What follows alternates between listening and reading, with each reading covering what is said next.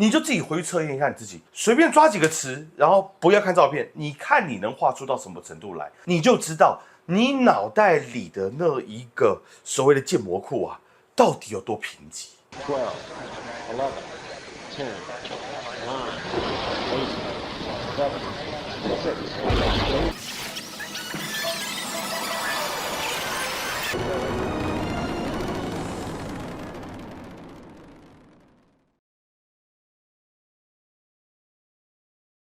嘿呦 ，Welcome to Benver， 这个绘画家的频道，我是画家杨力。今天的节目开始之前呢，我们要先来一段工商服务时间。我们的户外速写工作室开跑了，我称之为铅笔盒行动。为什么要铅笔盒行动呢？就是用你们用最简单的工具，原子笔、马克笔这样的材料 ，OK， 拎着一个铅笔盒，拎着一个速写本，跟我到户外去写生，采集这些大自然的风光，跟采集整个台北的很诡谲奇妙的事哦。如果是一般上班族，告诉你，写生是一个适合用来打发时间，并且增强观察力，让你可以放松心情、有疗愈感这么一件事情。那对于在学画的学生呢，告诉你们其实真正对于绘画的基础的基石认知，就在于速写当中对于造型的捕捉。所以呢，这堂课对任何人来讲都是非常有用的。那么我们的课堂的地点呢，都会在双北各大捷运站可以到达的地方，所以不会很远。然后怕热的同学啊，到咖啡店里面画也没有问题，因为我们基本上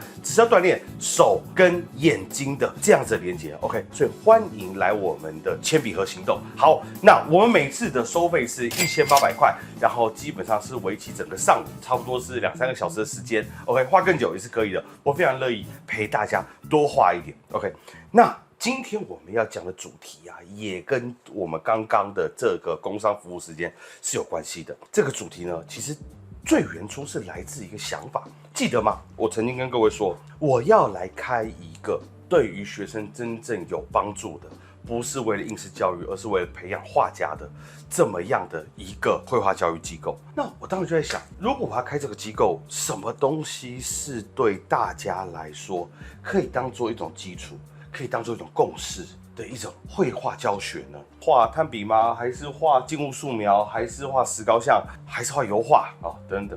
那最后我突然想通了一个道理，是来自于我们的付费咨询的来宾，他是一个大学生，然后他就跟我说：“杨力，我不知道怎么了，就是我最近画画的时候，第一个我画不下去，再来一个现象就是我变成一个没有照片就不会画画的人，他对绘画的欲望就越来越低。”他就问我说：“这个事情要怎么解决？”那我当时我说很简单，你可不可以给我看一下你都画了些什么？我一看就知道他的这个画是来自一家永和最大的水彩画室的基础，相信大家知道是谁哦。对不对？就他，他那个画面长什么样子？简单的说就是石膏像跟静物，然后这个暗部炭笔侧锋这样刷了一下，然后就很虚，然后亮部会发光，发光到出现光晕。我看完之后我就跟他说，这里面最大的问题真正你需要的东西是速写。然后他就想说啊，我不是跟你说我不看照片不会画画，然后我画不下去，结果为什么你跟我讲是速写？那今天我就要来跟大家讲，为什么到最后我认为这一位大学生啊，他真正需要的训练是速写。你现在不看照片不知道怎么画，最大的原因啊，就是来自你的训练过程。一直以来你的训练过程本身其实都没有真正在乎过造型这个问题。OK， 你一路以来都在关注于你那个画面当中的光影、黑白分布。当然，这个训练本身没有错，你要把一个人画写实、光影这些，各位都知道很重要嘛。但是呢，我们今天真正讲的一种造型能力，是你去用一种非常扎实的方式，撇除掉这些光色的因素，去理解这个对象到底长什么样子，是这种程度的了解。所以我就跟他说，你到现在为止，你手上真正有的那个功夫，就是去描绘这些光影，但是你从来没有真正认识你到底在画什么。而要解决这个问题，就是用速写来解决。所以我就跟他说，你的问题在于速写。我刚刚讲的这个问题一直以来就是台湾的艺术教育里面最大的一个问题。各位，我们在这个教育体系当中，我们画了一张又一张的画，看似这样一整叠水彩都是你经年累月的成果，但你从来没有去思考啊，这里面你到底在画什么东西？简单说，你画了一堆光影，然后你画了一堆色彩，但是你从来就不知道那个对象物长什么样子，你根本没有练过一天的造型。我们去反思一个很直接的教育现场带来的一个现象，我们去画室学习。比如说我们今天素描课，大概描完这个线之后我们就已经开始在上排线。那如果今天上炭笔课，炭色就直接上去；画水彩课，水彩就直接上去。而那个在那些水彩、炭笔、铅笔的涂色法覆盖之前的那个底稿本身，那个由线所构成的那一个造型本身，其实是没怎么被讲究过的。这种奇怪的现象它是非常具有普遍性的。真正的原因是什么？是因为这些人来这边受教育，本质上是要经过术科考试的考验。但是在这里面，各位你知道吗？要训练一个人的造型，从不像画到像，从不理解画到理解，这本身是非常吃时间的。我自己的美术出身刚开始我是在秀朗路的画室长大的，在那边学，就是受这样的教育。那个时候我自己可以说运气好的时候，运气好的时候，我是可以画出一张很漂亮的水彩，什么颜色光影什么都是具足的。可是我自己当时是明显知道，当我今天坐在我家，我坐在咖啡厅，我是没有办法把眼前所看到的给表现出来。先不要讲画精画像给表现出来，给画下来的。而我们反观现在台湾现行的教育体制里面，所有人那个水彩的底稿基本上都是这种敷衍了事，就是确保没有构图问题，然后造型大概也就是这么一回事就画了。而且那种东西画起来可以说非常的死板。那某种程度上，这么早让涂色法进到绘画里面它反倒了阻碍你对于造型的认识。回去扪心自问自己一个问题：如果没有这些涂色法，没有这些排线，没有这些染色跟碳色的话，你那张画本身到底跟对象物的关系能有多么生动，能有多么的贴切，能有多么的好？你们自己回去可以做这样的事情，很简单，拿一根这种圆珠笔，这种粗细变化不用太大的这种笔，尽量不要画阴影，不要画这些光影，你去试试看，你的画大概只会到一个什么样的等级？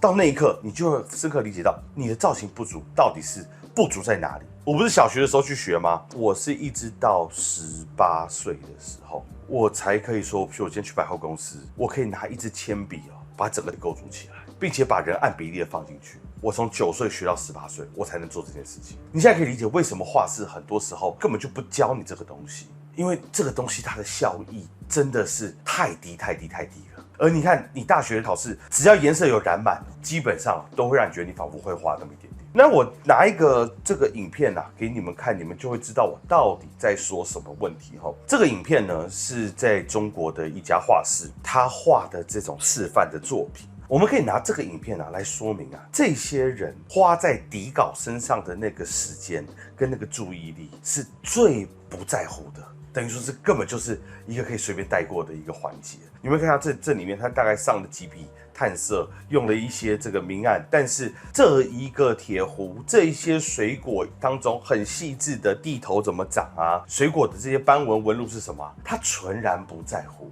OK， 然后就开始把颜色这样往上勾。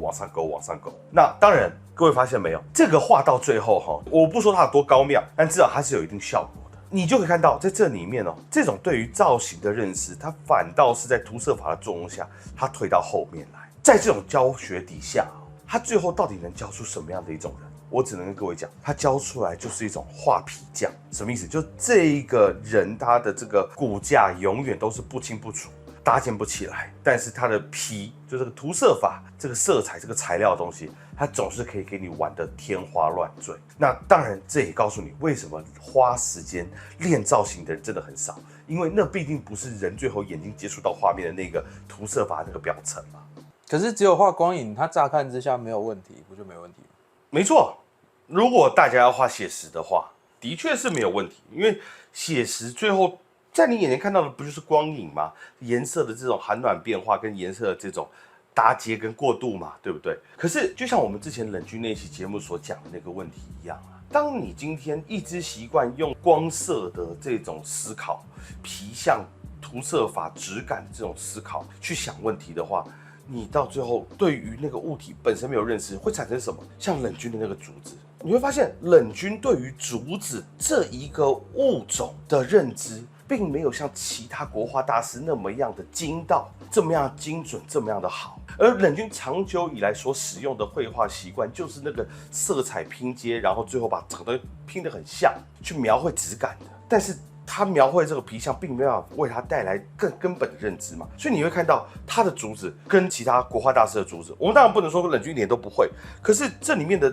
认知就产生在画面当中这种精巧安排的差距，所以你看到冷军跟其他大师的这种竹子的组织方式啊，弱了一大截。对于竹子的这种特征的观察，还有那一笔当中可以达到的竹叶当中的变化，也产生了很大的差距。所以你会发现啊，这种来自光影的认知，如果你要处理一张非常写实的绘画的话，是没有问题的。你看嘛，照相机就是这样嘛，照相机它不用认识嘉庆，也可以把嘉庆拍得很像嘛。但是对于今天一个画家，他要脱离掉只是把对方颜色描得一模一样的这个程度的时候，这个速写就决定他认知的高度。所以你速写能力的高度，就是你绘画能力的短板，就是木桶里面最短的那根板啊。那冷军就是这一个案例当中最典型的一个样子。如果把速写练得很强的话，它的效用是能干嘛？你看漫画家基本上的速写都会比我们这种所谓的美术生强很多，就跟我刚刚那个大学生一样嘛。我们从小就是只是在学光影嘛。那漫画家很多时候，当然了，这边有 AI 的情况底下，像是鸟山明，他要画佛利莎被龟派气功打到的样子，他难道真的要骑一个人画的跟佛利莎一样，然后再被龟派气功打到吗？或者是说，你今天漫画家你要画一个在掉落下来的人，你要骑一个人自杀给你看，你再拿慢速摄影机把它捕捉下来，然后再描起来吗？当然不是啊。漫画家是什么？他做了很多速写，他做了很多本质性的了解，所以他藉由这些在脑袋里的资料库去拼接那个现实中看不到的画面。这就是速写能为一个人带来的自由度啊！而这件事情是我美术生其实从来没有在乎过的事情。当然也是好玩，漫画家会在意是因为漫画没有什么涂色法，就是线嘛，所以他一定要在乎这个事情嘛。但我只说，这不是说因为人家没有涂色法就不重要，而是有涂色法这个东西依然重要啊。那速写到底要怎么画？是画得快快，然后有点乱的那样吗？其实嘉信，你刚刚讲那种速写啊，大家会这么理解，是因为大家在脑袋里的速写的第一印象就是它是一个跟线有关的东西，并且是一个快速描绘下物体的东西。但是我们今天要讲的是，那只是一个表象，因为它很简单，所以大家以为它很快，但它的真正的核心精神在于了解。其实速写本身要求的是你老老实实的把这个对象物去画下来，用你的眼睛在对方的轮廓上去旅行，并且最后用线输出你的想法，这个才是我们今天所讲的速写。讲到这里啊，讲一个很糟糕的一个反面案例了。之前啊，我们节目下方有人留言啊，应该是个水彩迷啦，就说有一个澳大利亚的画家叫 Joseph，OK， 他的速写怎么样，很棒很棒。我当时也是手欠啊，就打开来看了一下。其实你就会发现了，他本质上最后还是一个画皮匠，就是他这里面速写完全都是关注于排线那个乱线如何组成光影的位置。但是你看他这里面手肘有多高，整个人的动态是什么，画的是不清不楚的。他画那个服务员里面的很多关键部位啊，他的位置啊是不被刻意刻画跟标记，反倒是最模糊的东西。而他真正在乎的是那些衣褶，还有投影在脸上面这些阴影。所以其实很多人宣称他自己画的是速写，但本质上那只是一个佯装成铅笔速写样貌的画皮匠所干出来的事情。而这个速写就是我们最反对的，甚至是最没有必要这样做的。那所以你说的速写要画成这样？我说的速写啊，某种程度上啊，是给予这个最基本的一种基本功训练嘛。在一个非常基础训练的时候，它应该画成什么样子？第一个，我们应该选用一支没有太多粗细变化的笔，然后尽可能的不要去画阴影，不要去画光影的形状，然后用一根线，不是我这线不是说不能断的，就尽量用线条将对象物的这些边界的概念啊，这些结构的概念啊，表达于你的纸上，这个才是某种程度上我讲的那种速写应该要具有的样子。而且还有一件事情啊，其实这种速写啊，它之所以要求的这么简单，原因就是因为它代表的是一种绘画里面更接近于观念的一个可以说表象内部的骨架。在这里面，你对于对象物的认知啊越清楚的话，它才会真正在你脑袋里面形成一个完整形状的样貌，而这之后更方便于你之后的利用嘛。那为什么只能用线？为什么只能用线？因为线啊是理性之光。就是说呢，其实，在大自然的世界里面是没有线。就相信你现在眼睛打开来，基本上你在整个世界里面看不到任何一条所谓的线，这件事情都是颜色的拼接、接壤、过渡，就这都是调子，这都是颜色，没有什么是真的具有一条具体的线。所以为什么要用线哈？因为当线出来的时候，代表那是经过人类意识处理之后所给出来一个非常主动积极的结论的。这应和着我们刚刚前面讲的，速写本质上它担任的是你对这个物体理解的一种骨架。一种内在，所以线是你给出来到外部的现象当中的一种理解。我们借此看到说，哦，你到底是怎么在思考眼前这个物件的？所以为什么说只能用线？原因也在于这里。当然它有其他历史原因，但是对于这个阶段的速写训练上，我们要求的是这个东西。所以啦，我们为什么讲原子笔，也是不希望你去查它。它不是说我今天来杨丽，我今天是要把这个数学画得准，不准其实不是我们速写第一要务。虽然它速写其中一种要求，但我们更大的重点是在于，我要让你拿原子笔的时候，你先把一个东西给看好了、看熟了，心里头有想法了，才把笔下去，而不是那种瞎子摸象，有没有？这一笔啊，糟糕出了，那橡皮擦拿来擦一擦，你懂我意思吗？这是为什么我说我速写是这样的要求。那你刚刚说的速写有哪些作品是符合你这种速写观念？可以说，速写一直以来就是现代主义大师们的这种绘画思想工具，他们借此去推进他们自己的研发。但是这里面你真要我讲出哪一个大师是最适合我们学的这种速写，那我首推就是霍肯尼。嘉欣，你觉得霍肯尼速写怎么样？蛮好的。那你觉得我为什么跟大家讲，基本功要学速写就要学它？为什么？因为它精准，因为它不啰嗦。因为他甚至没有太多的所谓的风格啊、老师的这种审美文化腔调的介入，所以可以说霍肯尼的速写是一种杂质最少，但它达到所有速写的基本要求：准确，然后有想法，然后线条。这是为什么我要推的话，一定会推霍肯尼的速写。主要是这个原因。当然啦，历史当中这些速写名家真的是非常非常多，而且你们会发现一个大师他的绘画风格会跟他的速写有着非常紧密的关系。从最古代我们讲这种拉斯克壁画，到后来这种希腊的古瓮里面的上面的这些彩绘，跟希腊雕塑的关系。那我们再看到米开朗基罗、达文西、拉斐尔这三节当中，他们自己本身的速写跟他们绘画的关系。那我们再讲到接下来更下面的一个问题，就是像你看梵谷的速写，他所用的这个笔触，正是他涂色法当中用的那个笔触嘛。再来最有名的就是马蒂斯跟毕卡索啦。那马蒂斯的速写，那简直是神一般的存在，那个境界太高，这期节目不能展开。但是我们可以看到，像毕卡索的速写就很标准，他一种风格本质上来讲，那种速写就会产生改变。所以像毕卡索这样子，你就可以发现他为什么花大量时间在速写，因为速写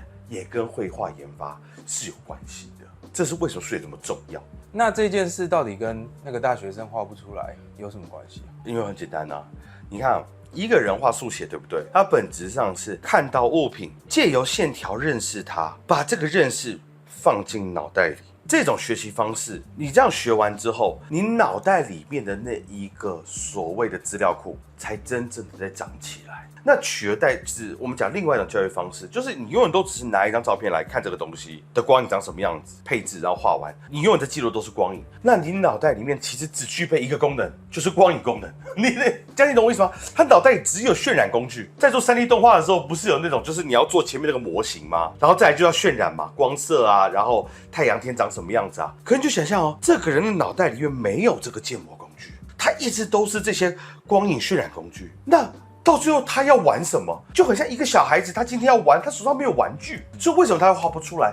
因为他的脑袋里面没有这些物件长什么样子，他只是一个图具渲染功能的这种渲染引擎，那他画不出来不是很正常吗？所以为什么我刚刚说，就是他那个很压抑，杨丽你怎么会说是数学问题？这不是应该很基本吗？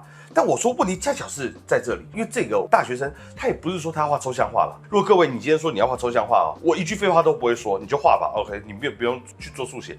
他依然是想要画点东西，可是他今天真的卡在的是他要画出具象的物品的时候，他对这些物品没有想法，然后也不知道说在没有光影的情况下长什么样子。等于说好玩的事情是，你发给他张照片，叫他画，那照片里面是摩托车，他画得出来，但是你叫他把照片收走，你叫他画摩托车，他一点办法都没有。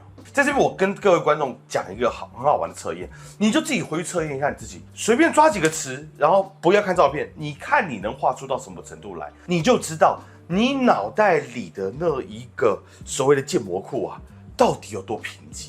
那第一个，我们讲速写的第一个阶段，就是说我们要被画得像，我们要理解它嘛。那刚刚我们前面讲了，像毕卡索那些大师，他们就是建基于这个模型库，再开始往上生长、往上改编啊。那你连第一个东西都没有，你怎么可能设谈后面这个东西？所以嘉欣，你也知道为什么很多后来那种画得像毕卡索的画家都画不下去。因为人家毕卡索的世界是借由这套建模库慢慢生长出来的，可是后面很多像毕卡索的画家，这种复辟党，他们只是看着毕卡索的风格去临了一个类似的效果，这是这里面的很根本的差异，这是为什么速写这么重要的原因。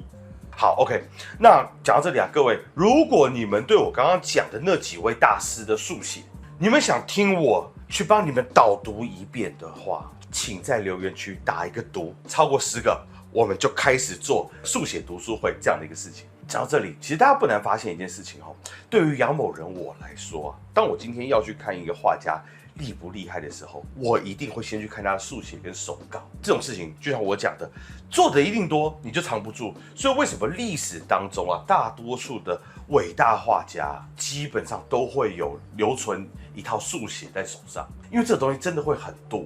那种是作为一种绘画的前面的准备工作嘛，所以你要画到大画之前，你可能会做好多速写工作。OK， 所以讲到这里你不觉得就有一个很奇怪的事情吗？嘉欣，历史上有一个没留下什么速写稿的画家，还被称为大师的是谁？卡拉瓦乔。对，卡拉瓦乔。OK， 那各位，所以卡拉瓦乔到底是不是我们今天讲的这个画皮匠透镜仔呢？这个答案我留给各位在自己的脑袋里面慢慢想一想。好，那相信看到我们这边的朋友一定是非常喜欢我们的朋友。喜欢我们的朋友，请别吝啬于按赞、订阅、分享，然后按下小铃铛。然后呢，特别喜欢我们的可以使用超级感谢，感谢各位。然后还有就是有一件事情对你们来讲只动手指的事情，对我们来讲很重要，就是使用粉丝热推，这个键不用钱，请各位帮我用力的点下去。OK， 好，下一期我们要干嘛呢？这期下一期要干嘛？我们要出去速写，带大家领略中华民国美学的力量，去画一画这种很乱的、很杂乱的地方，示范一件事情，叫做强者从来不抱怨环境。再丑的街景，我也可以把它变得很好看给你们看，这样子，这是我们下一期主要要去的东西，对吧？所以各位不抱怨环境，我们就去把这些很复杂的东西努力的用眼睛旅行过一遍。这才要真的认识台北。好，那这次 Petaverse 因为绘画以及画家频道，我是画家杨力，我们下次见喽，拜拜。